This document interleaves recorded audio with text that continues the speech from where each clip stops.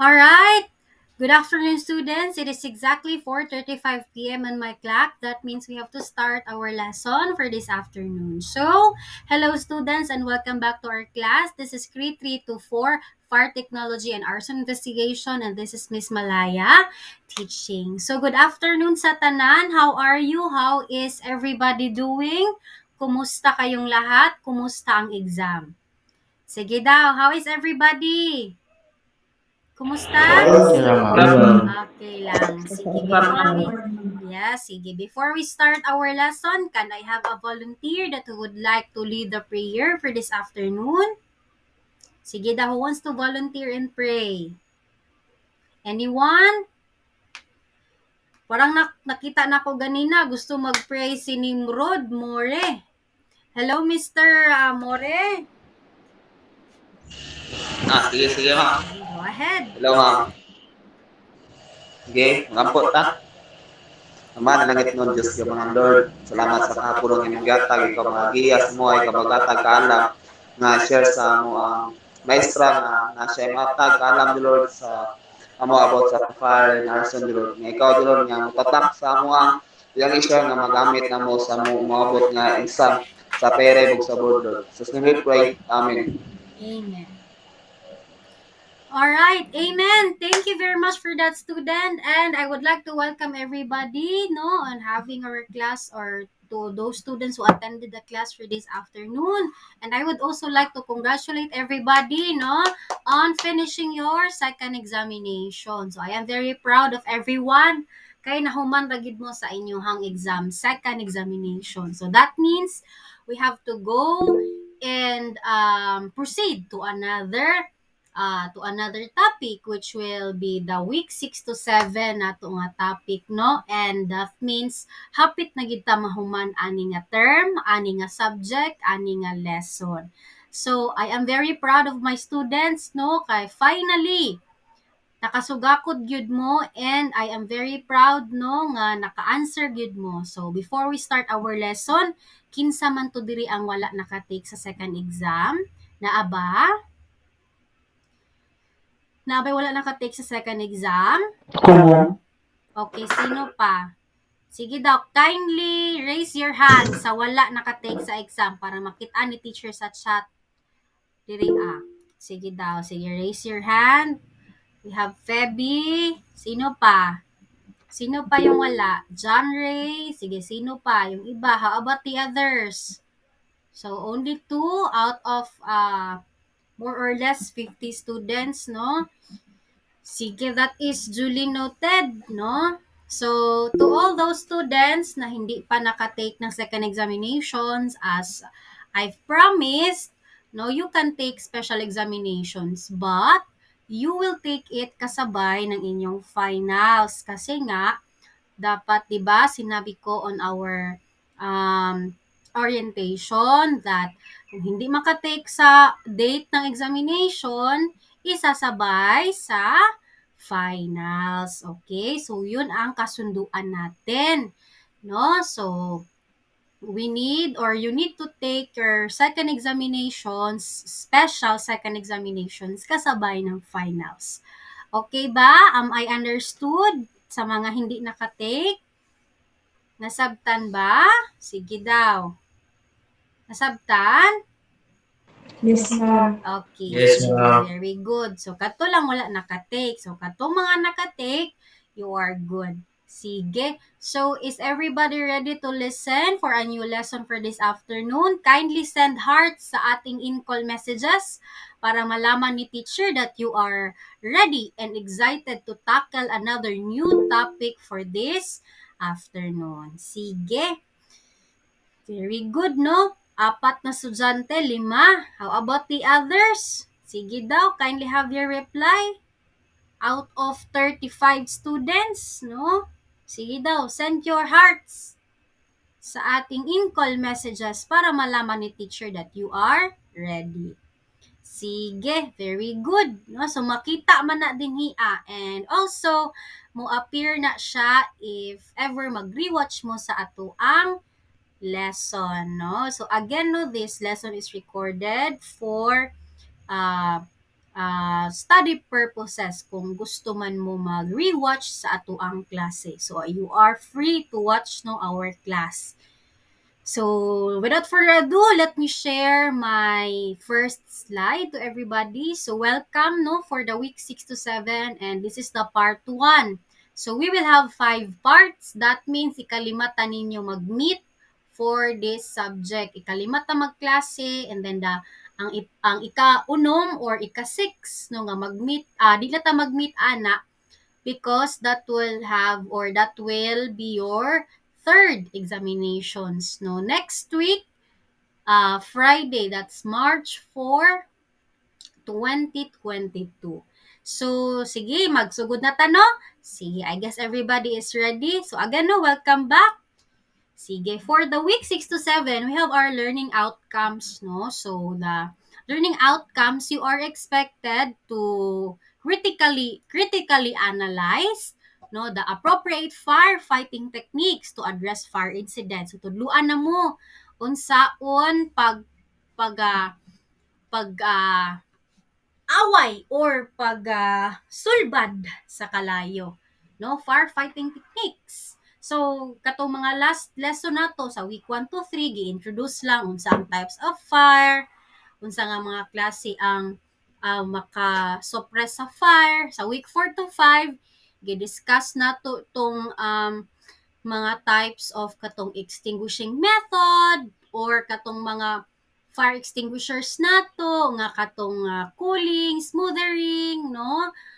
Katong mga gases or katong flammable liquids nato and all of those, no, pati tong ladders, no, gidiscuss to siya tanan.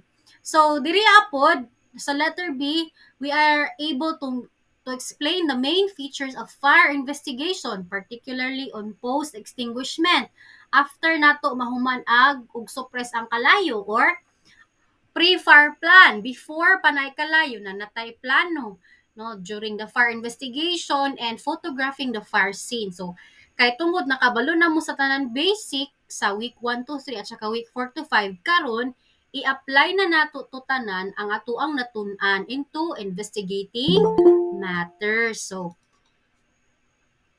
ang first na to na-discuss is about fire technology. Karon mo adto na ta or mo ambak na ta sa arson investigation. Kay nakabalo naman ta sa tanan basic. Okay? Sige, let's proceed. So we have here the different terminologies. So acids and other chemicals, all kinds of strong acids such as nitric, or sulfuric and hydrochloric, although they are not themselves flammable or supporters of combustion. So we have overhaul. This operation involves a complete and detailed check of the structures and materials involved in the fire to make sure that every spark and ember has been extinguished and there is no possibility of reignition. So do not be confused kay magsige jud nig balik-balik ato ang mga terminologies, no, from the very start up until the very end of our lesson, no, kay mo man iyang essence. So fire stops, wood is used as a fire stop. It must be at least 2 inches thick. So letter D, military disasters. All military installations must be considered as possible targets because the enemy knows that all installations can assist in retaliation. So all of these no are definitive and or definition of terms that you must remember, no, you just read it and then pag once na makabalik mo basa ani inyo naman na siyang ma-remember. Okay, so we have here the post extinguishment procedures. Ano ba ito? So it is involved in the discussions or in this discussion are the salvage and overhaul operations, structural stability, and the preservation of evidence, and building cleanup. These are firefighting responsibilities that are carried out after a fire is apparently extinguished. Now, di ba ang salvage is, ano gani yung salvage, students? Sa gani ang kuhaon ani ang mga? Very good. Very good. What about? Yes, very good. What about overhaul? Ano gani ang overhaul? Yes, i-check nato ang tibuok nga lugar nga nasunog kay basig na apay gamayng kalayo or ember nga basig maotoy mag-spark na pud unya mo dilaob na pud balik ato ang katong balay or building na nasunog. So, detailed check, no, ang overhaul. Now, kapag tao gani, rescue, no? Pag bagay, salvage. So, very good, no? So, these are firefighting responsibilities na kailangan nato nga dadon or buhaton after maapula ang kalayo. Kasi nga, wala ta kabalo if the fire started was a fire that is critically nga planned or was it an accidental fire? Okay, wala man takabalo. Ang atua lang na ay nasunog. No? Takabalo unsay main reason. Yes, Nimrod, do you have a question? Ma'am, kanang unsa tong first stop, ma'am? First stop is just wait lang. Wood. Kumbaga, hugngin nato ang kalayo with the means of kahoy with at least 2 inches thick. Literal na kahoy. Okay? Kumbaga, mura siya gibuhat nato as kanang firewall, pero it's not a wall. It's made of wood and the wood is used to stop the fire from spreading to another building or to another place. Okay ba? Okay, ma'am. Okay, sige, let's proceed, no? Sanabi ko nga, these are just definitive nga mga measurements or meanings, no? So, masabtan na siya sa butabol, kumbaga. So, let's go back. Okay, so, kinahanglan, the firefighter's main duty is to know after the fire, what's the main reason nga nung nagkasunog. So, it's very important to secure the area. Lalong-lalo na kapag those areas are military areas or business areas, no? So, questionable, nga nung nagkasunog man, no? So, if kanang nasunog po siya sa kanang isolated place nga hala nga nang nasunog man nga layo man kay nis kabihasnan.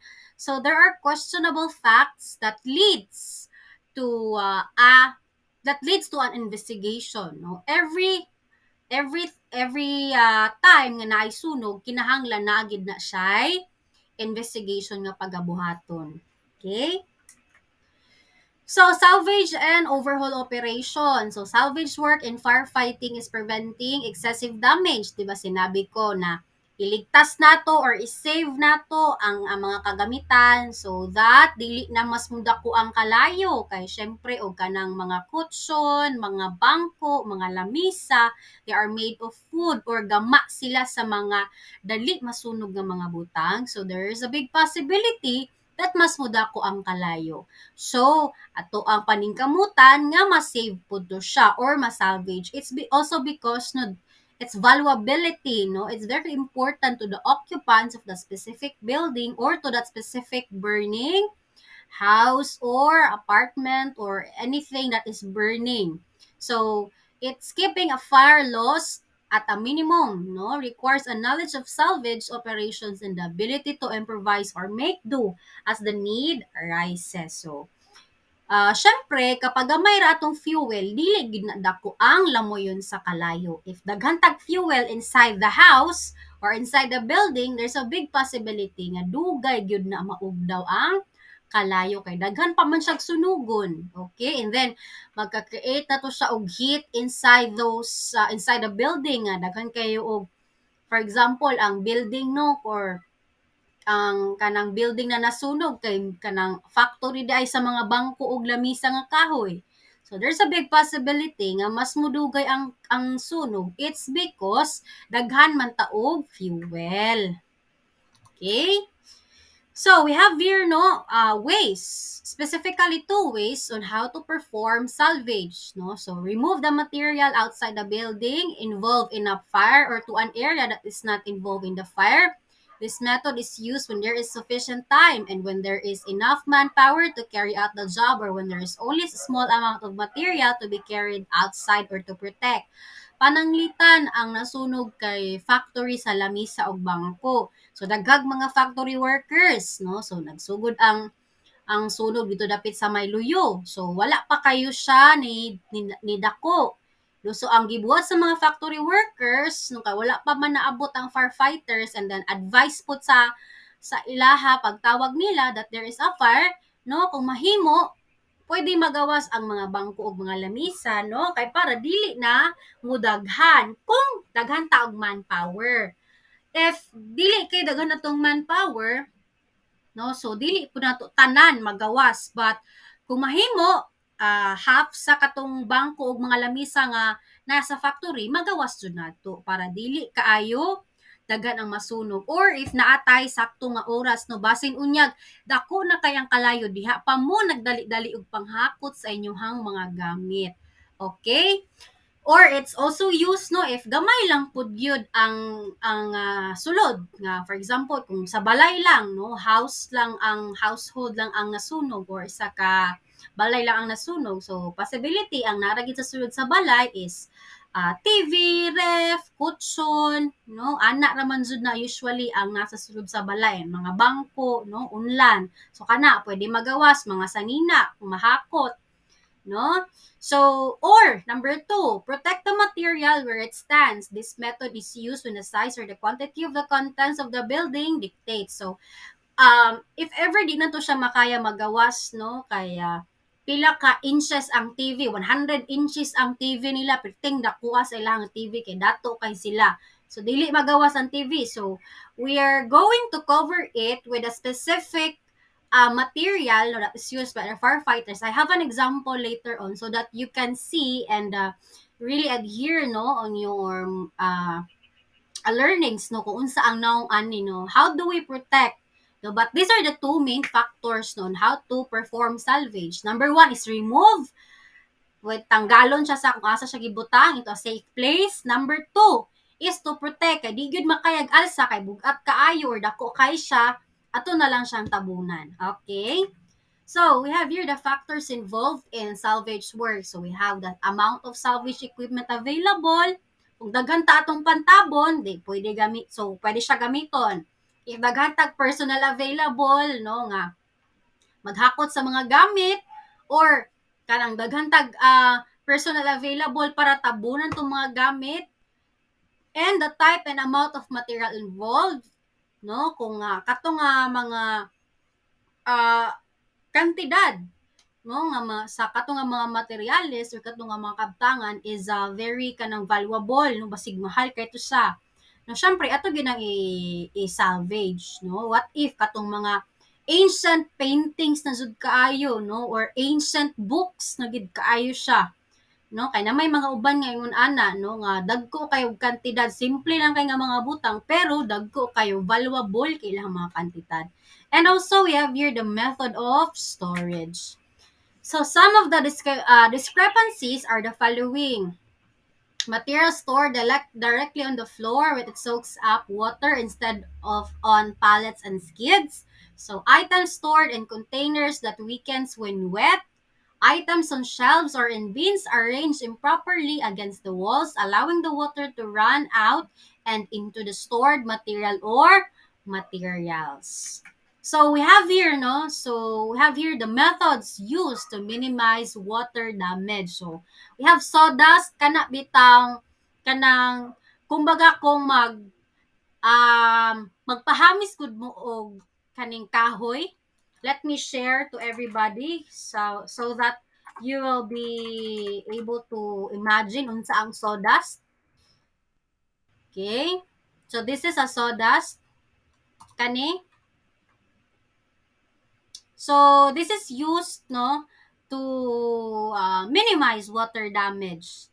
Okay? So we also have here salvage covers. These are tarpaulins known as tarps. They are made of cotton canvas material treated with a waterproofing compound. Okay, so this is an example of two sizes of standard salvage covers.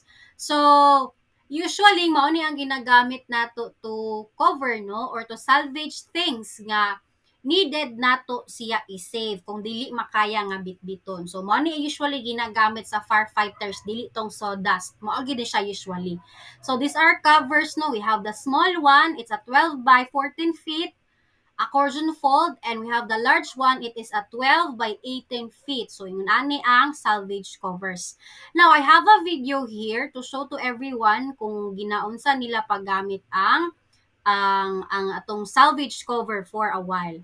Yes, fireproof na siya. So kung makita ninyo diri sa definition, no, they are made of cotton canvas material treated with a waterproofing compound.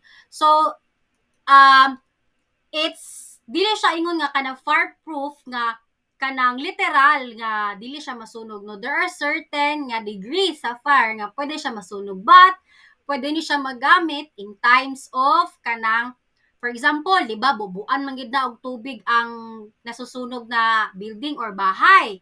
So dili mabasa or dili ni siya dayon masunog kung naay, for example, naay mga matagak nga mga debris nga naay sunog, no. So this is the use of salvage covers, no. So it's not literally nga fireproof 100%, but for almost 50% lang sa iyahang material made of, no, pwede siya nga makasave og mga gamit. Okay? Sige. So, we have here the methods used for cover. No? Unsaon na to siya paggamit? We have the 1-month throw technique. It is a quick way to spread the small salvage cover in protecting materials or item. Usually, isa lang katao ang mulabay aning katong nuog nga dako. No, nuog jud na siya, tarpaulin, so that ma-protect tong mga gamit. And the counter payoff, which is the method used for spreading the cover by 2 men. So, duha ka buok ang mag-use or kumbaga, tabang, no, para ma-cover ang kato atong isalvage nga gamit. Okay? So, here is an example of a salvage cover throw by the LAFD. No, sa laing naso di siya nga example. So let us try to watch. Is everybody still with me before I play the video? Can I have a feedback? Yes, ma'am. Yes, ma'am. Yes. Sige, very good. Sige, let's watch the video together, no? Kay para makita ninyo siya, ginaunsa nila pagpilo. Para kung gusto mo mag-DFP puhon, you'll have the idea, no? I don't know, student, on my katang pag-internship na ko, wala man minakitaan nga salvage cover, no? But maybe basig karon kay mas modernized naman na to ang kuan karon year, basig naa na tay ingon ani. But katong nag-internship ko, wala pa ko kita og ingon ani sa amo ang gi-internan. Okay? Sige, let's have our kuan po, video presentation, no? So just listen and look, observe kung unsaon nila pagpilo. Sige.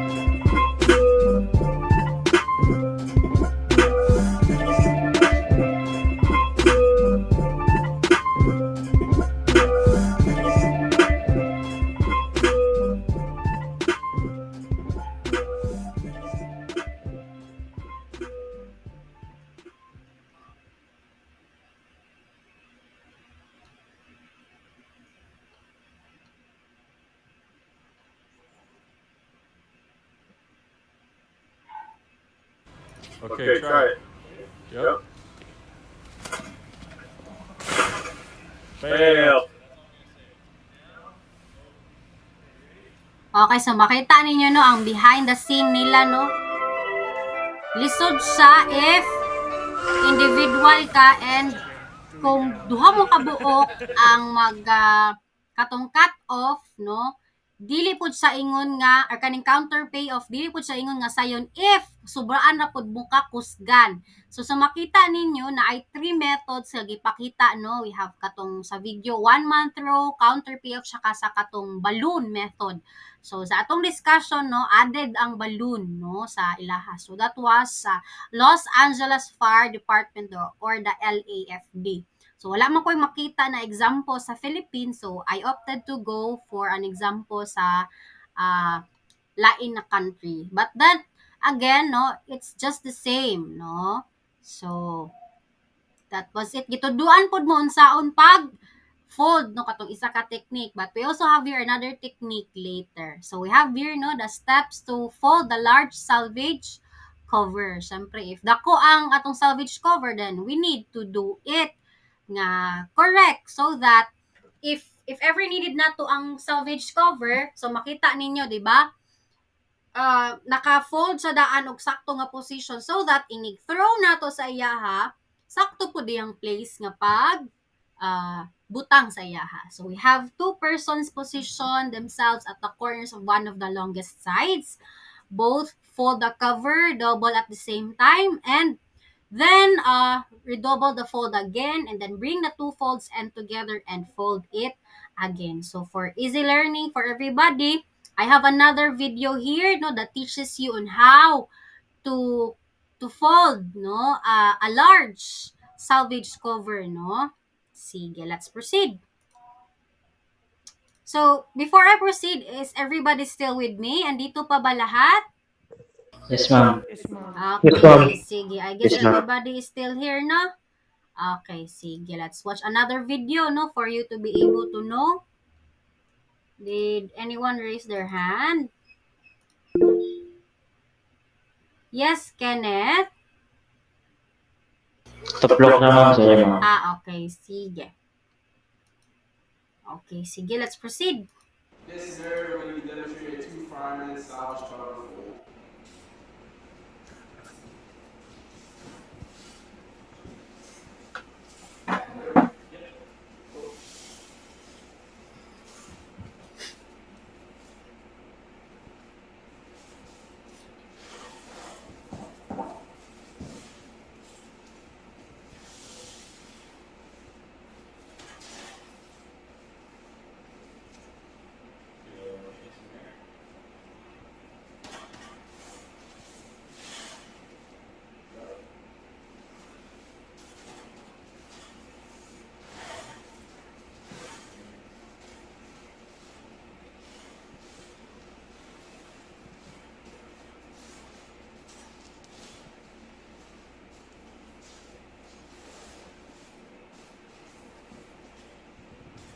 So the reason why we use this is during salvage or operations to either protect enemies or personal belongings inside the structure fire.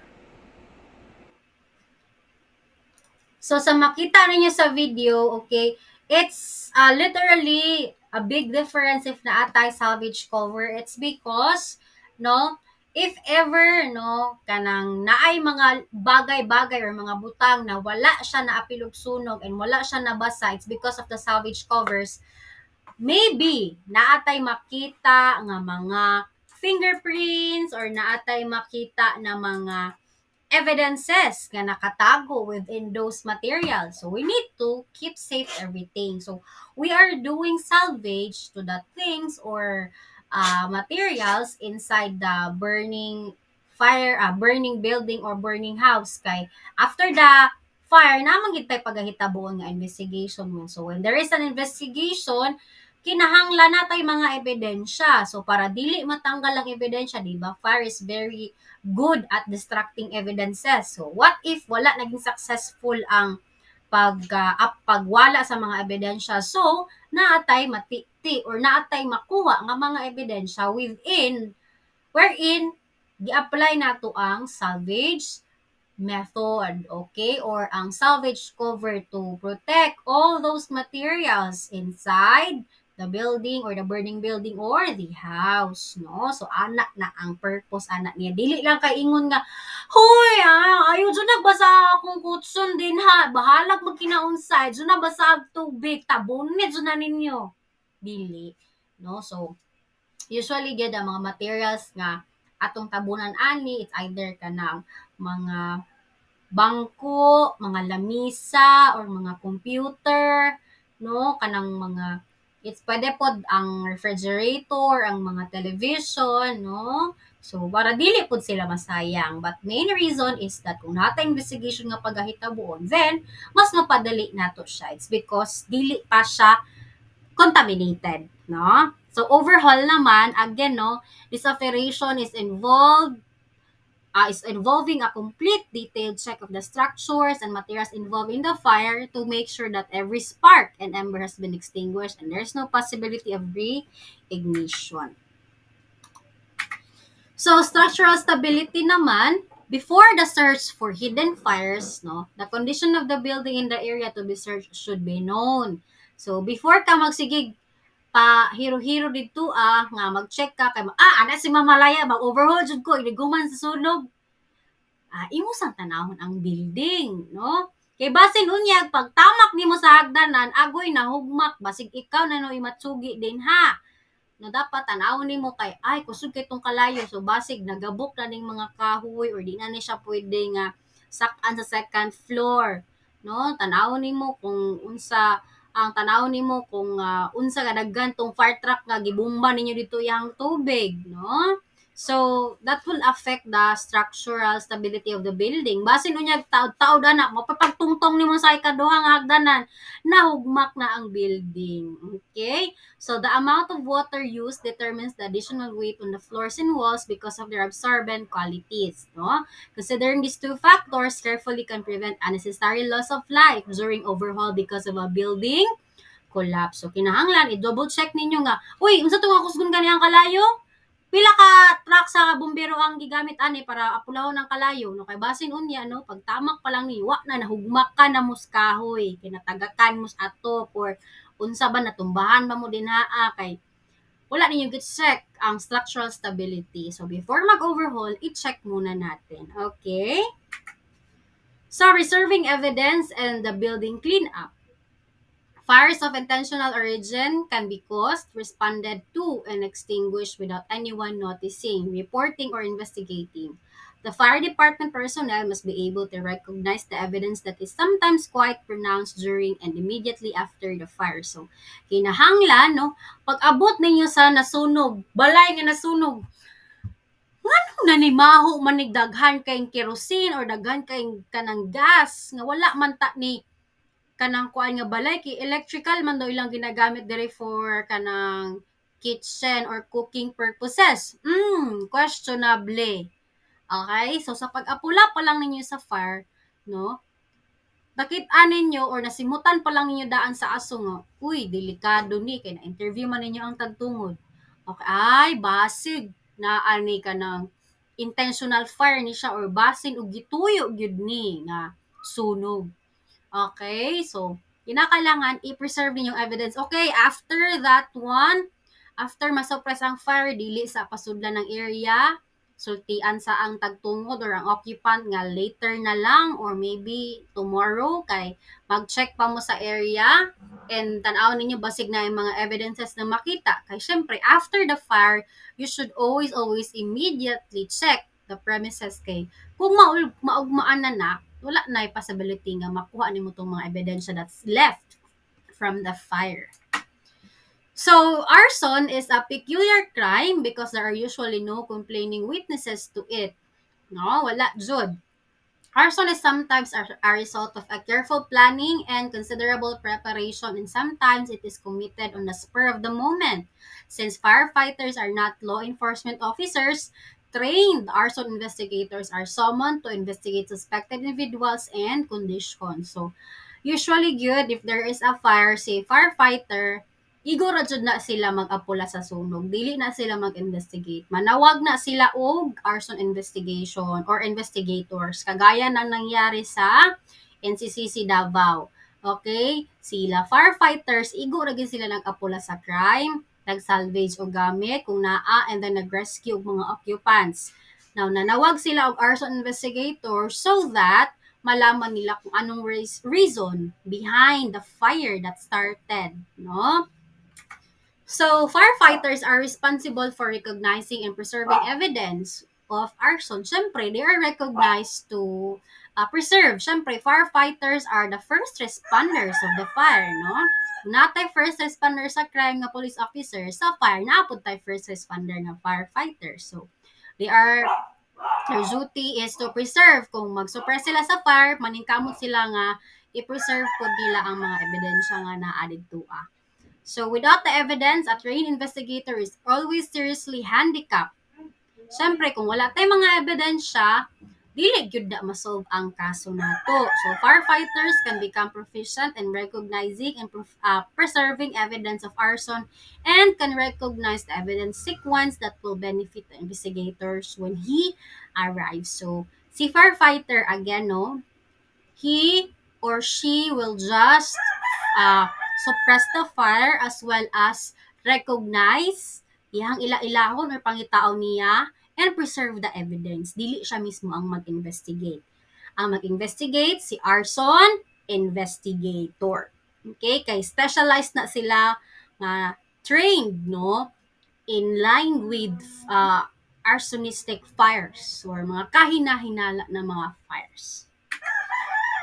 So, steps in preserving the evidence. How do we preserve? Number 1 is to protect and preserve the evidence. Number 2 is guarding the evidence. Number 3, identifying and removing of evidences. So, syempre, kung naata dito sa pinangyarihan ng sunog, there are possible evidences, so dili na to na siya pwede nga kanang i-give up dayon ang mga ebidensya.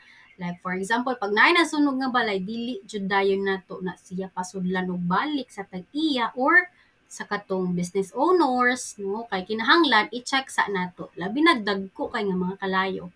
If ever mga kitchen nga mga fire lang, no, kay mailhan man na kay kung ang sunog nagsugod sa kusina, that's a kitchen fire, literal kay basig may bato ang gasol or nabay mga electrical faulting sa iyahang gigamit nga electrical nga kanang pangluto, no?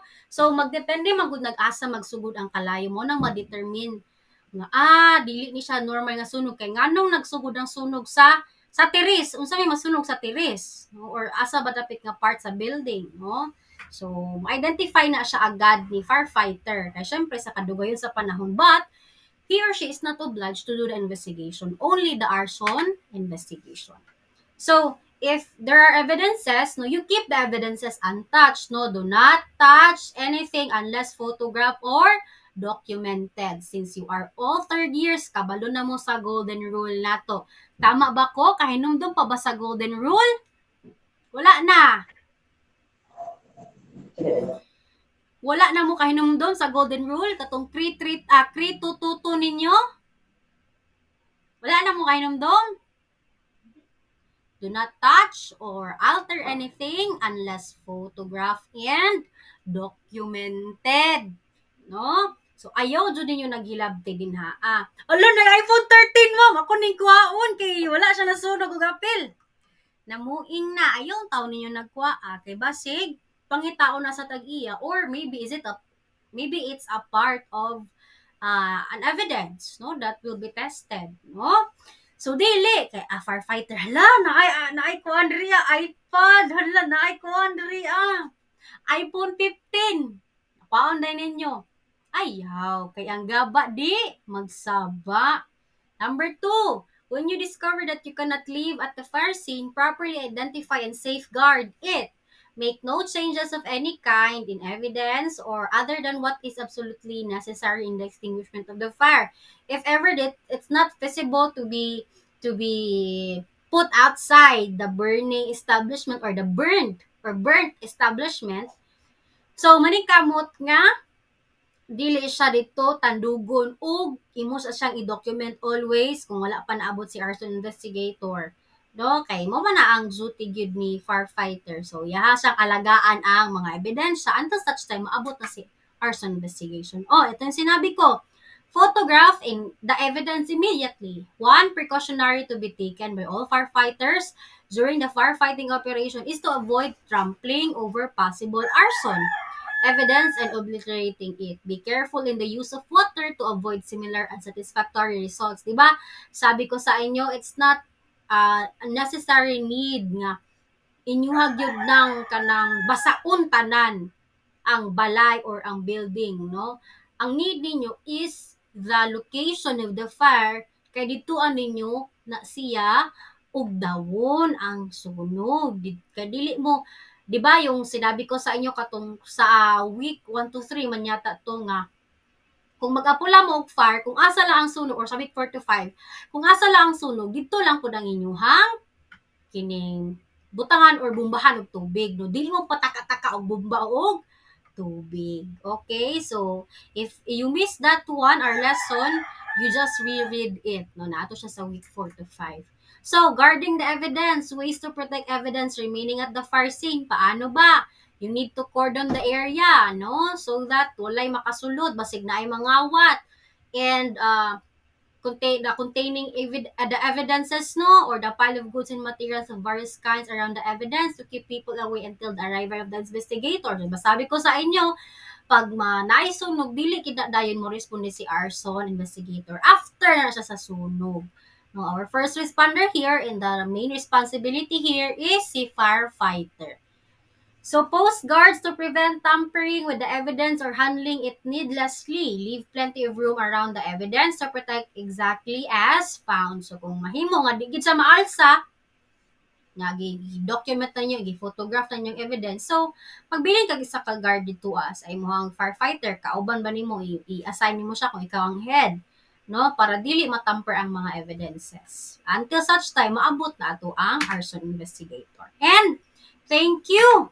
That is the end of K324 Fire Technology and Arson Investigation, and this is Miss Malaya teaching. Do you have any questions regarding our topic for this afternoon before we discuss your queries about your exam? Meron ba? Okay, sige, very good. So again, no, this session is being recorded. You can rewatch our lesson after the session or I will send it on Quipper. So, to everybody nga kanang I would like to remind everybody no to please answer your quizzes kasi nga that's a part of your grade. So, lahat ba dito naka-follow ng name na ang ilagay kay last name sa Quipper? Nag-follow ba lahat? Kasi last time nag-chat ako sa group chat nyo na paki-follow yung correct format. So, I will check later on kasi naglagay na ako ng grades ninyo doon sa class record ninyo. So, makita ko man doon yung hindi naka-follow ng instruction na last name or surname tsaka first name ang i-follow. Sige, check ko later, no? So, to everybody, kuan naman, no? Katong wala naka-exam, again, you will have your special examinations kasabay ng finals ninyo. So, do you have questions pa po? Wala na? So, okay, sige. Katong kuan, ato ang mga PPT and PowerPoints for the week 6 to 7, I will also send that one sa inyo. Do not worry.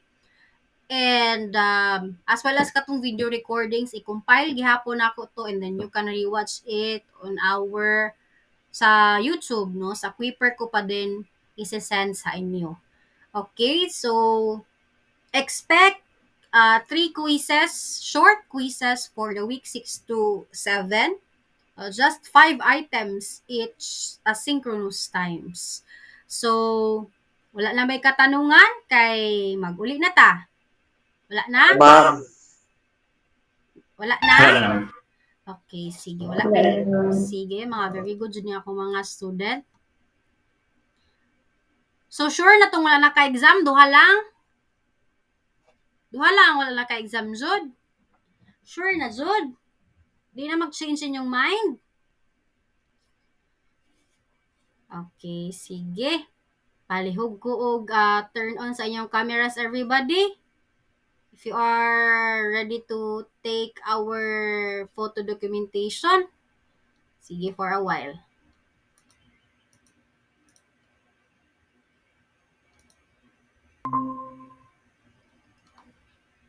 So as an information for everybody, next week again will be your third examination. So hapit na tamahuman, konting tiis na lang. Sige everybody, show us your widest smiles. Daw big, kay human ang second exam. Happy na kayo ni sila, oh. Okay. Ay, dibali nga pala.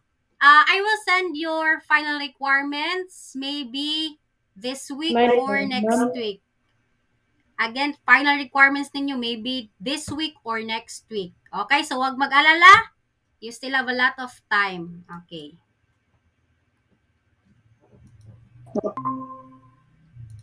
Alright, sige everybody, if you are ready to take our photo documentation on 3, 2, 1, show us your widest smiles. Sige, smile children. Okay, sige. Thank you very much for attending this afternoon's class. I hope you've learned something from me. I will see you again on Wednesday. Goodbye, babush, paalam, and enjoy the rest of the afternoon. You can now leave po. Bye-bye. Okay, ma'am. Okay, Bye. bye-bye everybody. Sige.